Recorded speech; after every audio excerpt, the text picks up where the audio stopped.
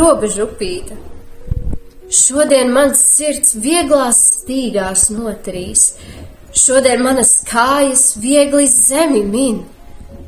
Šodien es zinu, kas ir manas mājas, šodien tā smalkā klusā robežupīte skalo mūsu basās kājas, kas aizved mūsu visus mājās. Šodien mēs kopā izbradājām robežupīti, un es pasniedzu tev puķīti.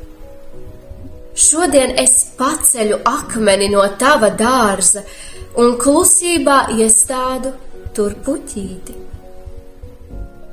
Robežupīte kļūsi sīka un nepamanāma, bet tās dzidrais ūdens beidzot pamanāms. Stāv akmens, aug puķīte, tek upīte.